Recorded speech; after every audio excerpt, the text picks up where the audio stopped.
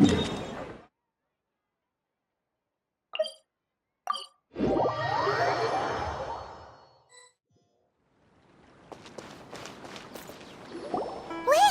Look who it is! Thank goodness you're okay. We were so worried about you. Hey! This was supposed to be a touching reunion, but you're ruining the moment!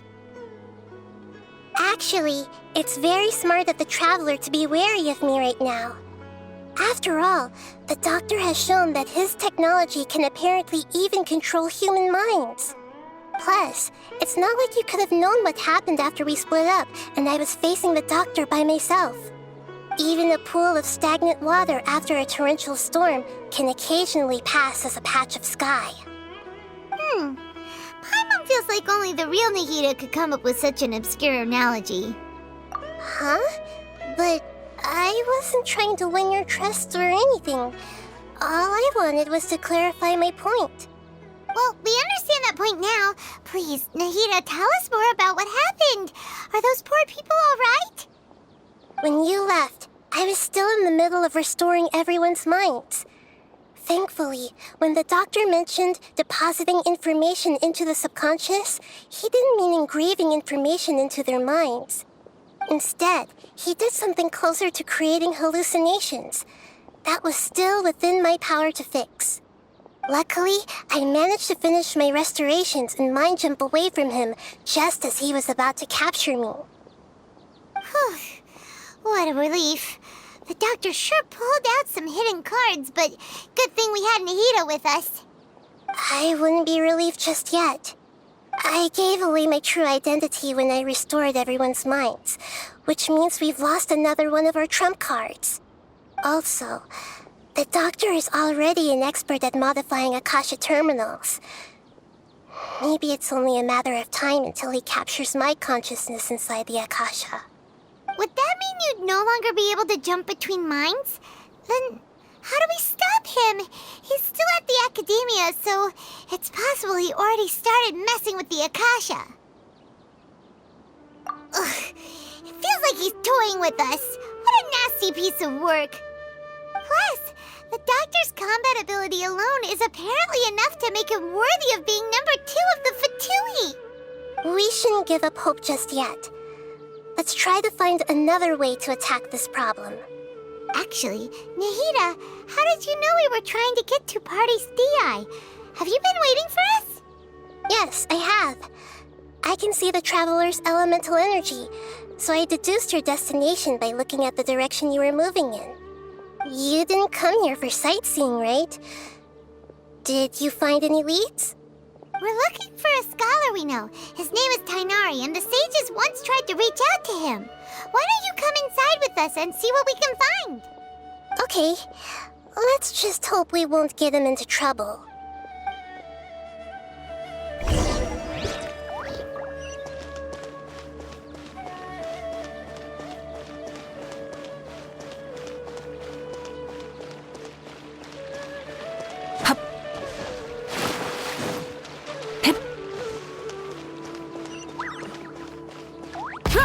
Me!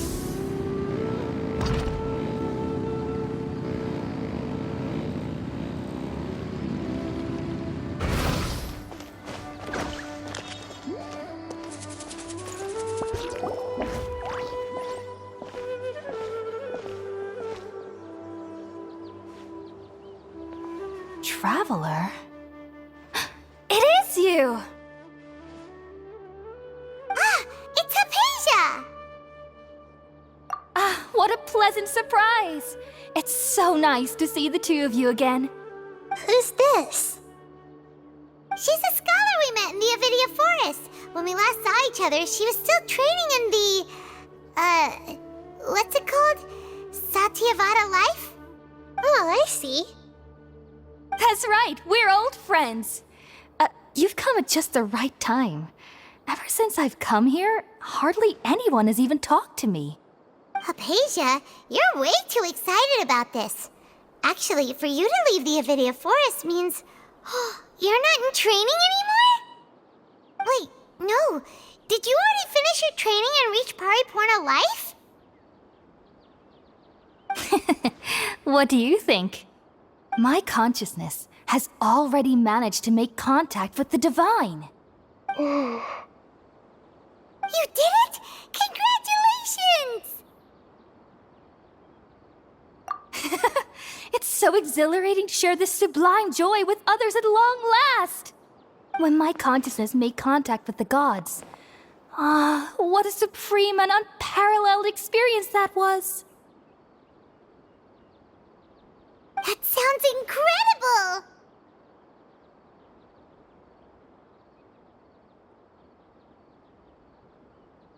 Oh, all right. Actually, please wait. I haven't forgotten my promise to you. Remember? I promised to help you understand what you saw from Irminsul once I gained deeper insights. My current self has not only gained true insight, but I can even help you establish a direct connection to the consciousness of the divine. You can do that? I've never heard of anything like that, but if you want to give it a try, I'll do my best to protect your consciousness during the process. Hold on. I brought some spirit-born ale with me. This is still a crucial part of the ceremony. We're using that incense again? All right now. Hold my hand. I'll help you establish a pathway to connect your consciousness.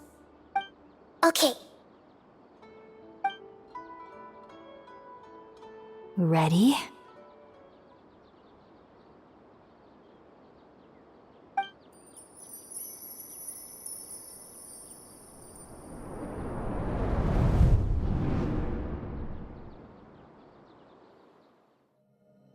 It took 3 betrayals for me to finally understand. The world is just an elaborate tapestry of lies. My fury will never be quelled. The first to betray me was a god. My creator. My mother. Valuing strength above all, she saw no worth in me and I was discarded. The second was a human. My family. My friend. Consumed by fear, he saw me as an abomination. The third was one exactly like me. A hope for the future. A fledgling barely out of the nest. Powerless before his mortality, he broke his promise to me. Humans, they can't be trusted. And the gods fill me with pure loathing. So I said good riddance. I denounce the world and laugh in its face. My chest will never again be defiled by worldly filth. I will scrub away every last trace of human emotion. Then it will be empty, a blank slate, and ready to receive a supreme gnosis, brimming with pure divinity.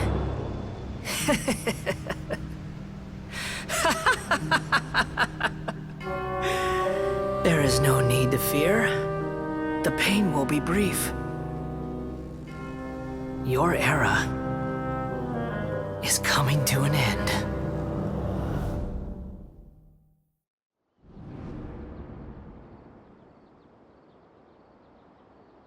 What was that? Did we actually just see the Balladier's memories? Everything matches what we know about him. But how is he connected to the divine consciousness that Hypatia was talking about? You saw it, right? You felt it, right? Such a majestic god! Such a noble will! Such sublime emotion!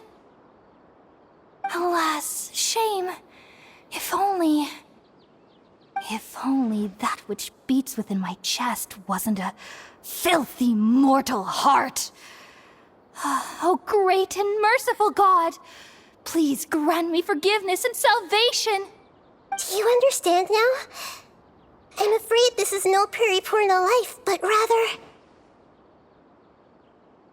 Ah! You!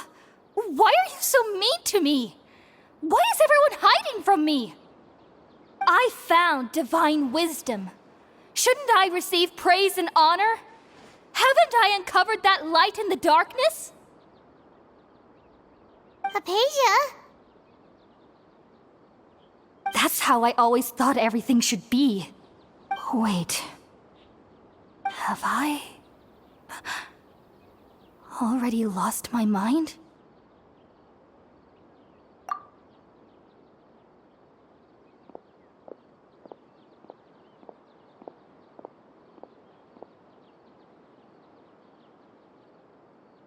Wait, something isn't right!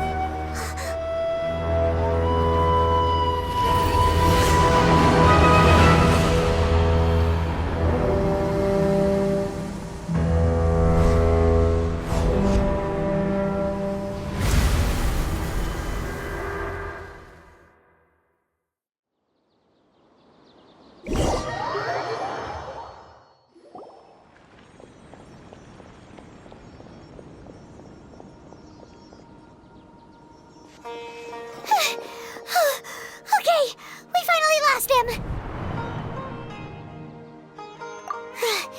Are you okay, Nahida? Wait, no. Something feels different. You're back! Oh, the Traveler's back? Nahida was controlling your body for a while. It seemed like she jumped over to you as an emergency measure right before the Catherine puppet was destroyed. After that, Tainari heard the commotion and came over.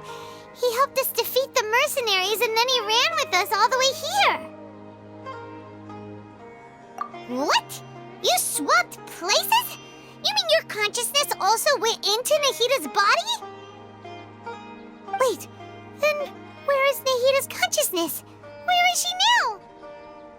I never imagined that an individual's consciousness could be transferred around like this.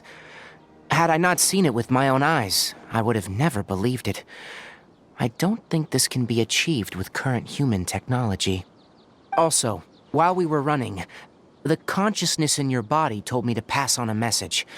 She said, "The doctor has found a way to trap my consciousness, so I can't journey with you anymore."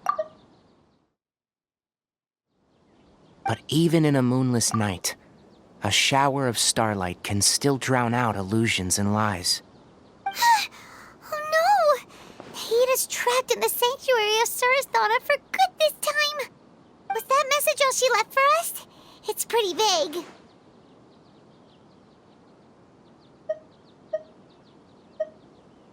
Oh, that makes sense. Since the doctor captured her, she won't be able to say anything without him knowing. She's being extra careful. Even in a moonless night, a shower of starlight can still drown out illusions and lies. Huh. Paimon knows the moon illusions and lies are from the alchemical divination at the Sub-Zero's festival. Didn't Nahida use a starlight analogy before? It had something to do with Sataria. Oh, that makes a lot of sense. Huh. Do you think Nahida was telling us to go find help in the desert? But she isn't with us anymore. Think we'll be okay? Paimon, you said Sanctuary of Surasthana, correct?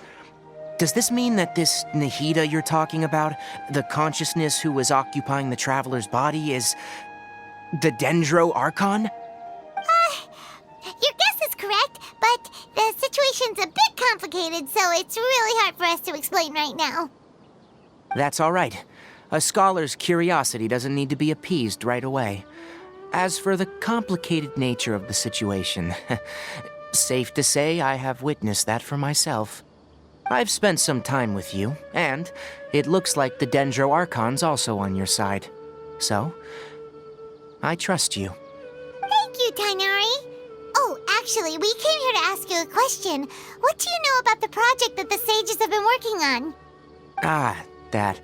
While I was indeed invited to join that project, the sages were always secretive about its scope and goals, so I eventually declined.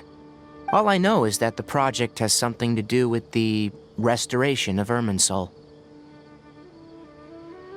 Huh?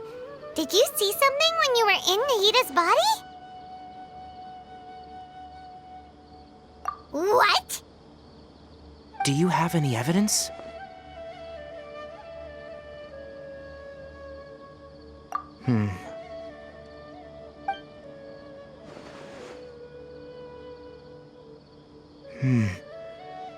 So that's what happened. That explains why Hypatia's symptoms were different from those of the other scholars who went mad. It's because she made contact with the consciousness of a new god who is still in the process of being born. Tainari, did you leave the Avidia Forest because of Hypatia? I did. I noticed Hypatia's mental anomalies, but since her symptoms were rather atypical, I secretly took her to Pardis Di and began searching for a way to return her to her normal self.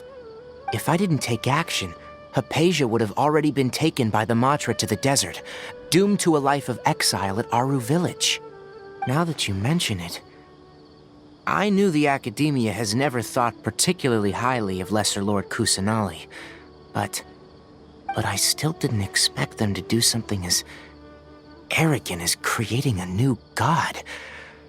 Looks like I made the right decision by not accepting their invitation. The Doctor and the Balladeer. We have 2 Fatui Harbingers in Sumeru. Sounds like we're in for a bad time. From your description, I don't think they've completed their project. There may still be room for us to intervene. But then, what is the connection between creating a new god and restoring Irminsul? Yeah, it feels like we're still nowhere close to figuring out the sage's goals. Right, we've pretty much gone over everything we need to know, so we should head out. How about you, Tainari? What are you going to do? I'll stay here for now. I still want to try a few more things to help Hypatia. If you're planning to go into the desert, start by heading for Caravan Ribat. That'll be your fastest route. Come find me here if there's anything else I can do to help. May the spirit of wisdom go with you. Thanks, Tainari. Hopefully Hypatia will feel better soon. We're off then.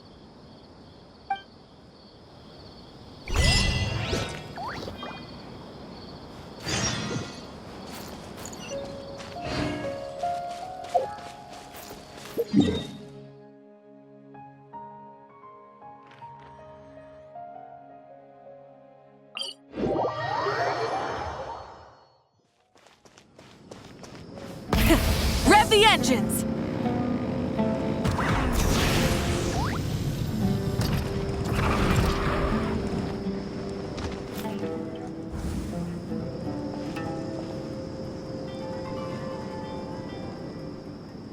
We finally made it to Caravan Ribat. It's pretty lively here.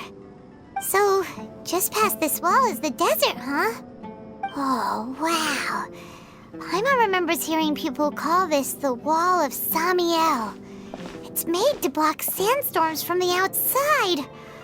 Oh, if it's this tall, it's gotta be the divine work of Greater Lord Rukkhadevata, right?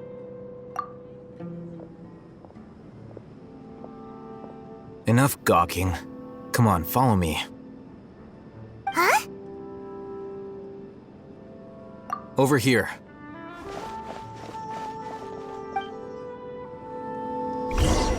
Oh, Hatham went that way! Let's hurry up and follow him. Wonder what he's up to.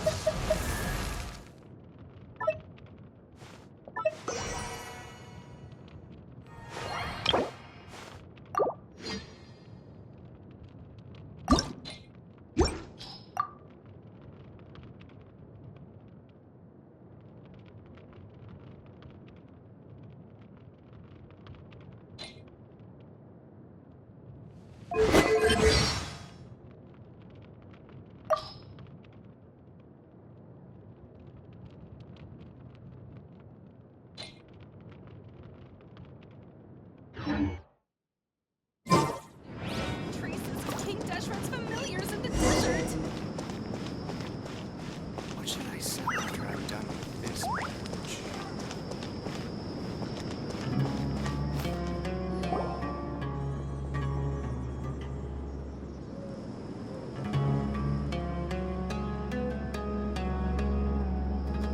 What the? Where did she go? How did we lose them? They were just here a second ago. More Eremite mercenaries? Who are they working for this time? Anyway, Traveler, it seems like we were being followed again. You were too careless.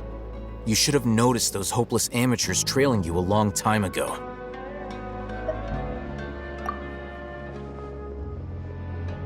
There's no need to thank me.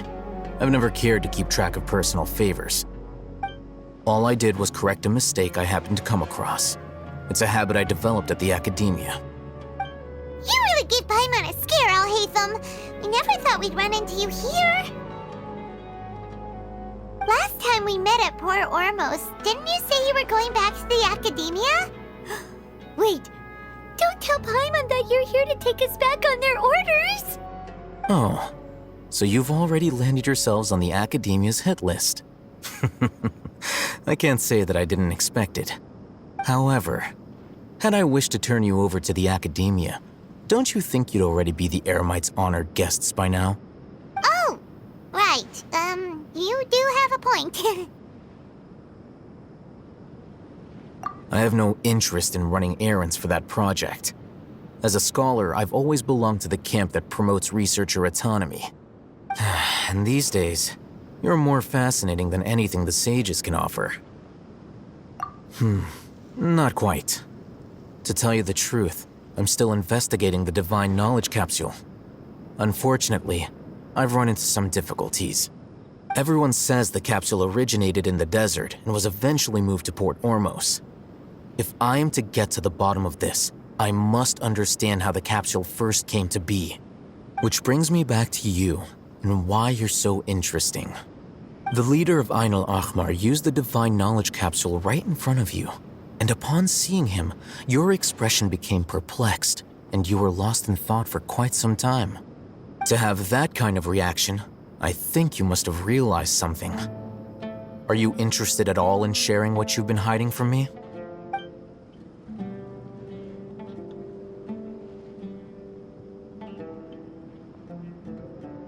Alhaitham, you really have a ridiculous eye for detail.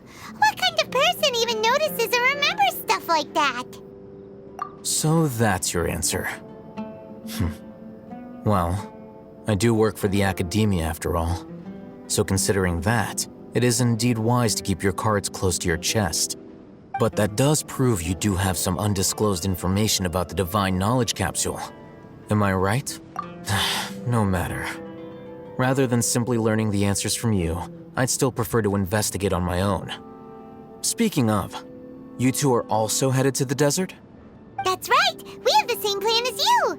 But we don't really have any concrete goals at the moment. Then I'd suggest starting with Aru Village. It's the largest settlement in the desert, so it'll probably have more resources and intel than anywhere else. Well, would you like to head there together?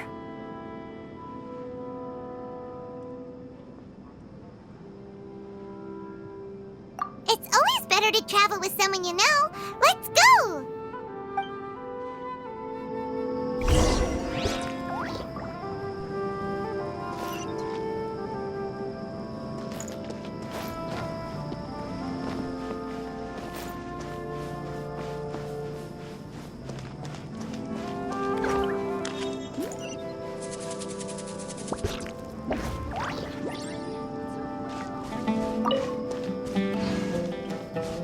Full throttle!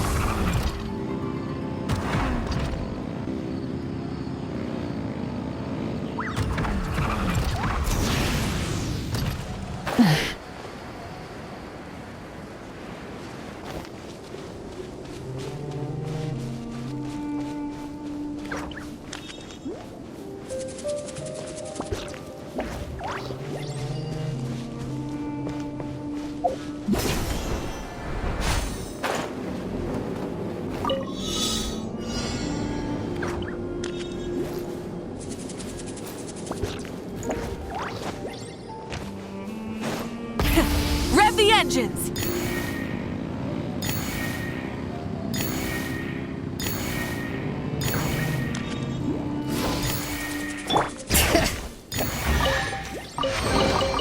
I'm keeping a lookout.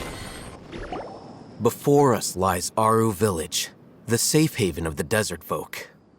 Whoa, this landscape is really something else. What a cool place! Let's go check it out!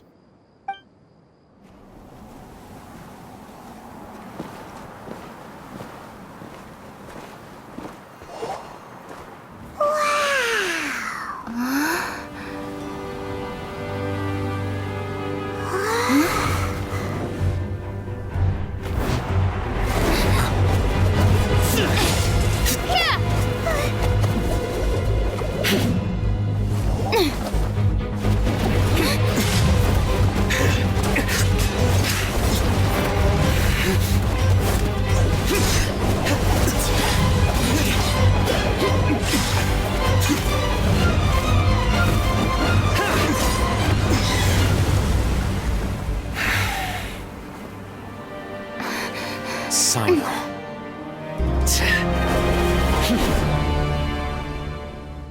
Unless my memory fails me, we have barely spoken 2 words to each other before now at the academia.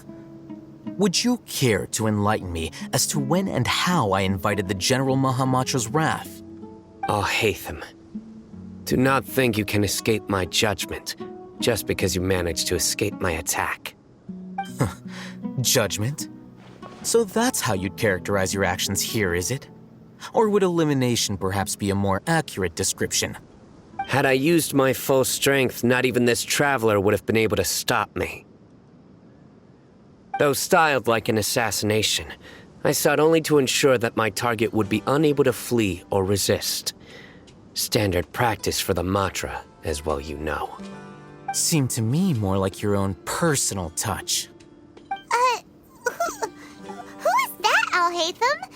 Did you call him General Mahamatra? Yes. General Mahamatra Sino, head of all the Matra at the Academia. He's a formidable hunter, and the ultimate nightmare for any who have committed academic crimes. You seem to have placed a lot of trust in Alhaitham, to the point of blocking an attack for him. If I were you, I'd never choose to side with him. I wouldn't believe a single word that comes out of his mouth.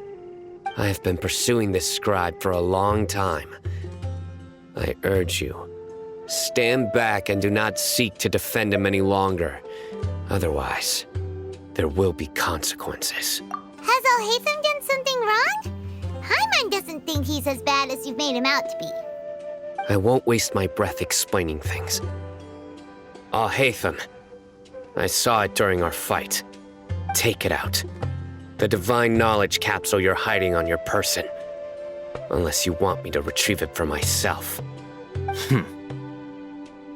Very perceptive of you. Nothing escapes a Matra's senses. Wait, the divine knowledge capsule? Didn't it fall into the Matra's hands in Port Ormos? No wonder you speak with such confidence, Sino. But I must admit, I'm very curious. What does this capsule mean to you? And why, as General Mahamatra of the Academia, are you all alone in the desert? As far as I'm aware, the other Matra have been speculating about your disappearance. Have you been given a mission that's, let's say, morally dubious? If I was the real target of your mission, what was stopping you from simply using your authority and resources to judge me within the walls of the Academia? I should have known you'd be difficult to deal with. You two? Ugh! What should we do, Traveler? Paimon feels like we can't trust either of them!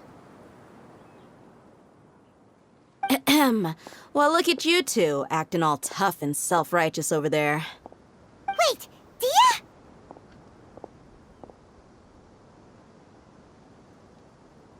Great! Finally, someone that we can trust! You gotta help us out here, otherwise these two are gonna start fighting again! Yeah, sure looks that way. Two giants from the Academia duking it out once and for all. Not something you get to see every day, that's for sure. Listen, I know you academic types love to fill up your big brains with self-righteous morality and lord your empty rules and virtues over each other. But how dare you bring your petty disputes into the safe haven of Aru Village? It seems like someone's gonna have to beat some sense into your thick skulls until you finally learn to respect these grounds.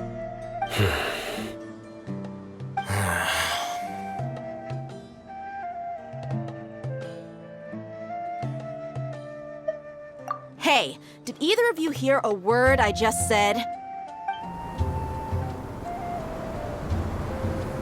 Whoa, what's going on? The wind's so strong! Is this a sandstorm? Paimon's gonna get blown away! Another sandstorm? What's up with these recently? Hey! All of you, over here, quickly! We have to take cover! Someone's calling for us! Oh, this wind is too strong! Let's get over there! That sounded like Candace. Come on, you two. Jeez, are all of you Academia folks such hard work? Move it! All right, stop yelling.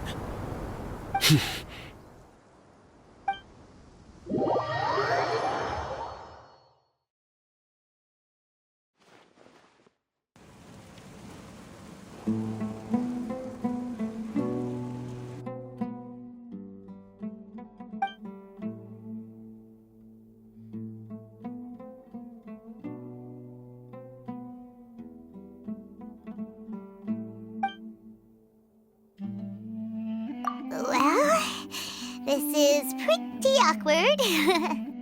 Hey, wanna play sardines with three people who wanna tear each other limb from limb?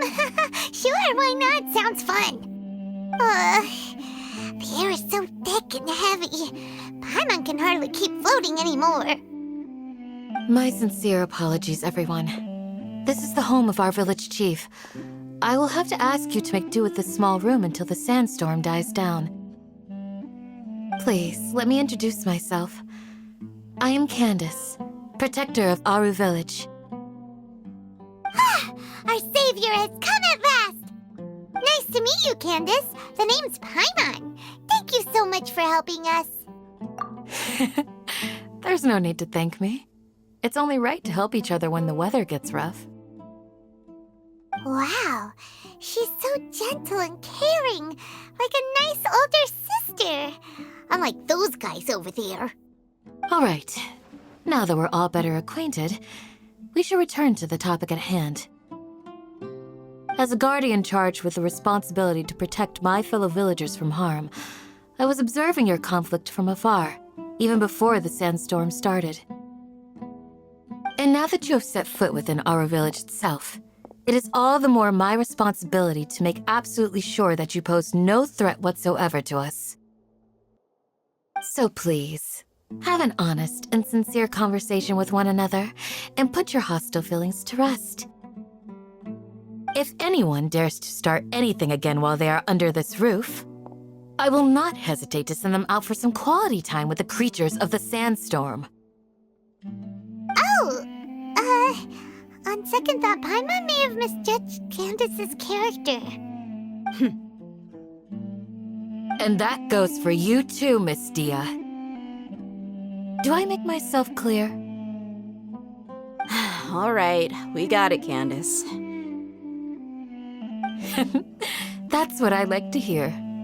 So, which of you will begin? I was supposed to be a mediator, but I might have gotten a little too involved just now. Anyway, one of those two should probably start talking. Wait, that was you trying to be a mediator? I have nothing to hide, so there's no shame in explaining myself. While Al-Haytham wasn't wrong about the other Matra not knowing my whereabouts, it's not because I've been assigned a morally dubious mission. Rather, I've chosen to exile myself. Huh? Exile yourself? A little while ago, I discovered that there was data missing in the Academia's project planning and development files. What little they did report clearly did not match the project's actual progress.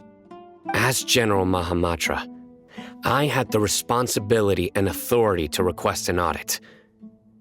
However, to my surprise, the person responsible for the erroneous data was none other than Grand Sage Azar himself.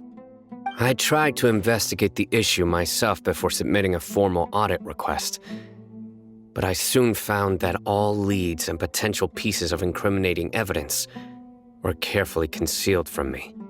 I began to realize that they were cautious of me from the very beginning. Unsurprisingly, the Grand Sage rejected my audit request as soon as the submission reached his desk. He even said to me, "The power of the General Mahamatra is granted by the sages. You have no right to judge us." So they really are up to no good.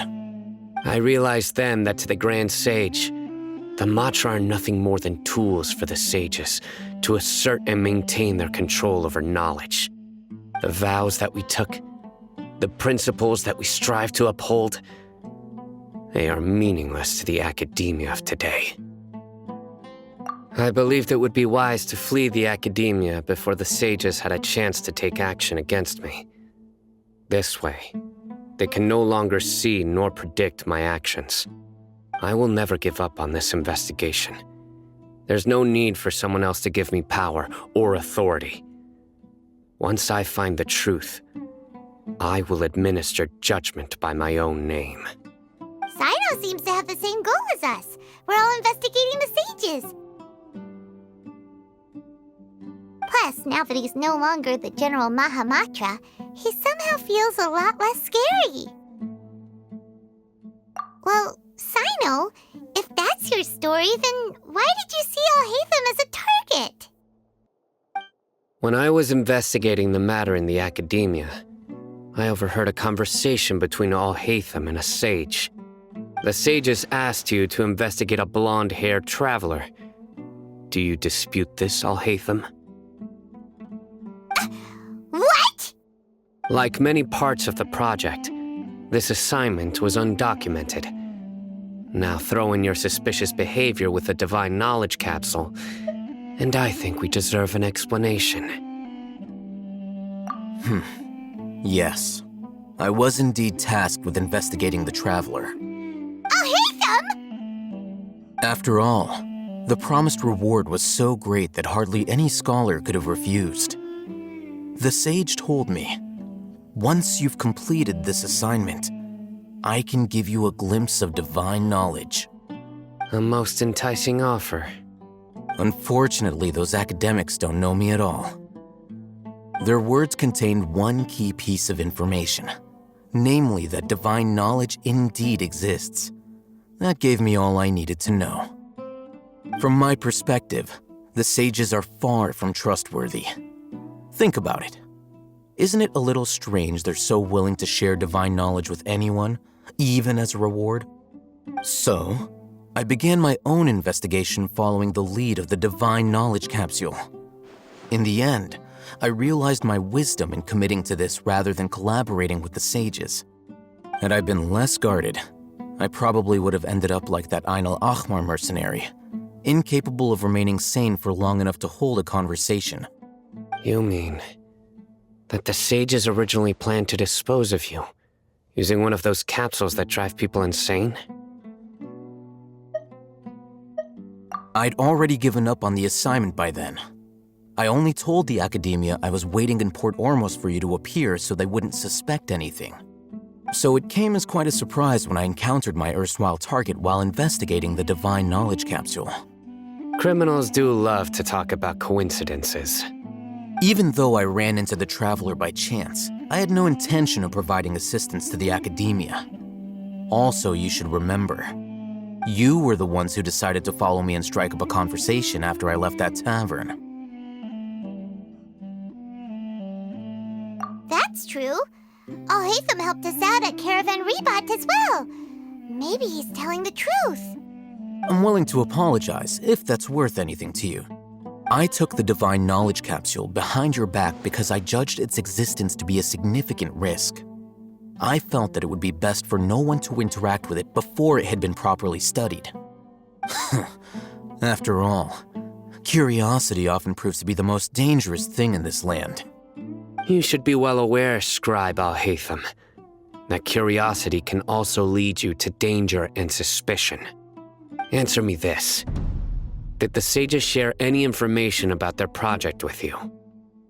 Have I not made myself clear? You and I are both distrusted by the academia. Do you really think they would tell me anything? Fine. Although you haven't completely proven your innocence, I won't regard you as an enemy, for now. As you wish. Good.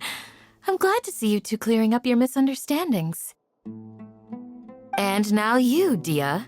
I believe it's your turn. Oh, sorry. Whatever the boys were talking about must have been so boring that I spaced out. My situation is pretty straightforward. My employer, Dunyarzad of the Homayani family, is friends with the Traveler and is currently recovering from her illness at home. I had nothing going on, so I decided to return to our village for a visit. I was actually looking forward to a pretty exciting time getting back together with everyone here. But then I saw these two random guys in the middle of a pointless argument. It ticked me off, and things went downhill from there. Is that all? Well, I will admit that definitely sounds like your style. In that case, welcome back, Dia. That's more like it. I missed you all so much, Candace. Whoa! What was that sound? No need to worry. Now that you're no longer at each other's throats, please make yourselves at home. I'll take a quick trip outside to clear out some of those creatures in the sandstorm. Creatures? In the sandstorm? Are you sure you don't want some backup? Fighting in a sandstorm is not for the faint-hearted. Anyone without extensive training in these conditions is at a disadvantage. You needn't worry. Yeah, just leave him to Candace. Don't worry, she's as tough as they come.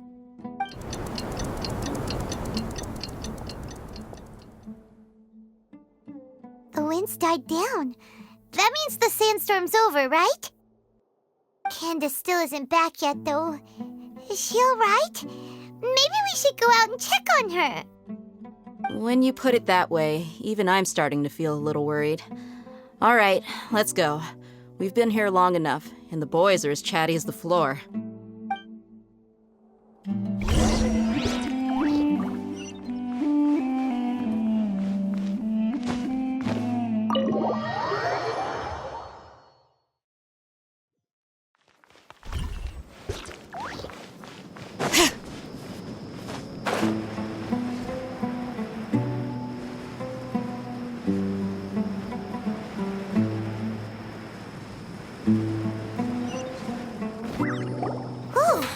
Candace, you're still fighting? You've been out here dealing with these creatures the entire time? Yes. They just keep coming in waves. I've lost count of how many I've defeated. Before I realized it, even the sandstorm had stopped. Ah! Here comes another wave! Leave this round to us. I got interrupted earlier, but now I have something to take my anger out on. It's been quite a while since I've seen the Flame Mane in action. I'll leave these to you then. I'll be sure to put on a good show. Let's go!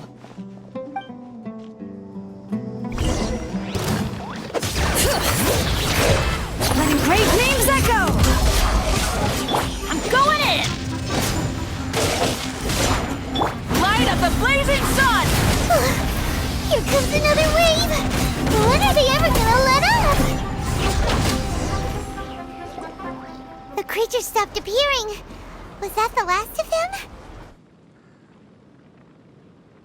What we fought just now was probably the aftermath of the sandstorm. So we should be safe for the time being. Well fought, everyone. No injuries, I hope. Huh? Who are you? Ah, my apologies. I haven't had a chance to greet you yet. I had my hands full taking care of the village's elderly and children. I am the chief of Aru Village. Everyone usually calls me Uncle Anpu. Sir, I am also originally from the desert, but I have not been back for some time now. May I ask if such sandstorms are common? I can't say they've always been common, but recently the storms have become increasingly severe and frequent. Besides sandstorms, we also occasionally get earthquakes. According to an investigator who stayed in the village a while ago, these unusual natural phenomena are related to the withering of Irminsul. Another effect of Irminsul's withering.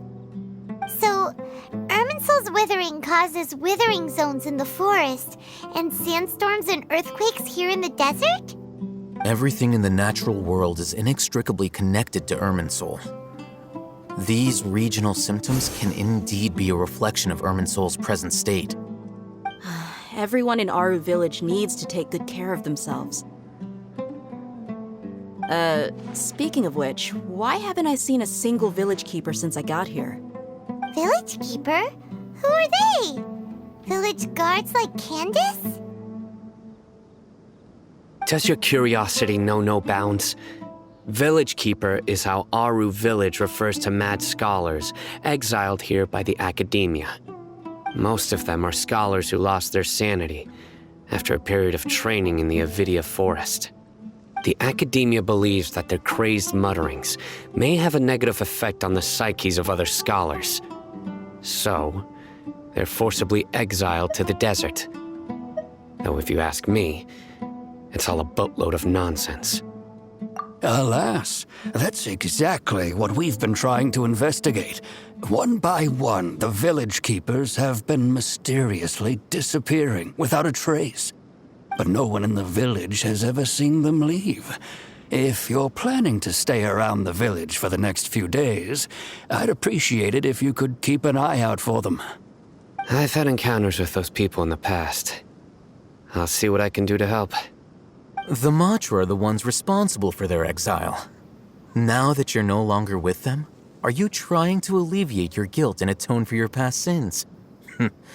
I'm fascinated by how you think.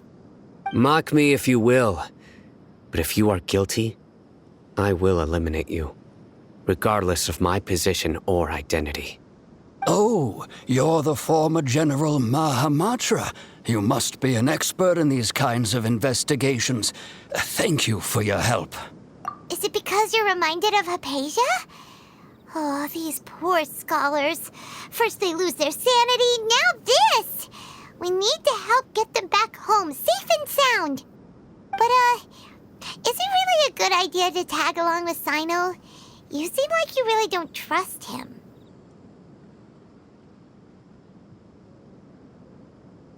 I'll be grateful for the assistance. No doubt you will do a better job than some of my former subordinates. Let's start by finding a spot to share what we know so far.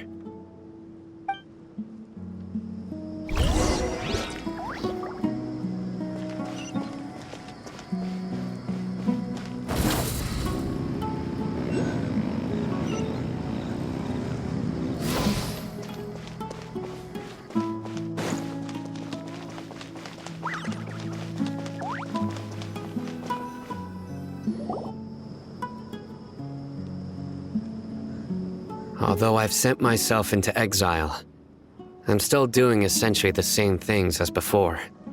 Do you still have any questions for me before we start our investigation? One of my former subordinates told me that this title has its origins in a strange incident. The Academia has long exiled mad scholars to Aru Village. A mysterious phenomenon exists here. When mad scholars first arrive, they are as incoherent and deranged as before. But after spending some time here, they invariably begin to calm down. Initially, the people of Aru Village greatly resented having to take in the mad scholars. But a strange incident one night changed that. Aru Village was struck by the strongest earthquake in living memory. Seeing buildings on the verge of collapse all around him, the then chief of the village was preparing to take everyone to safety. Suddenly, he noticed a mad scholar crouching in a corner, caressing the ground with his hands.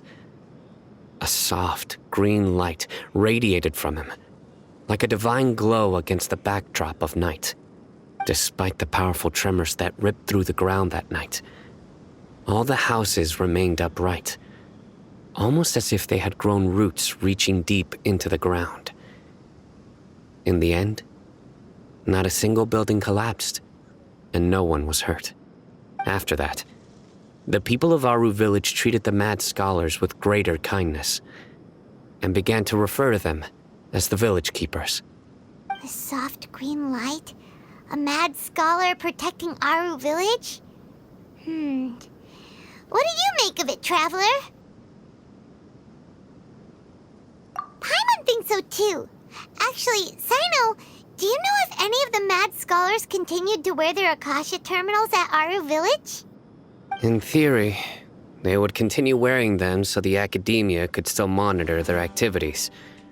With that said, the main Akasha system would no longer have any interaction with them. Oh, no wonder! Everything makes sense then! Add in the fact that they calmed down, it was probably Nahida who calmed them. If you are able to draw a conclusion from this one story alone, then it appears you possess much more information than I do. So, what do you make of the story?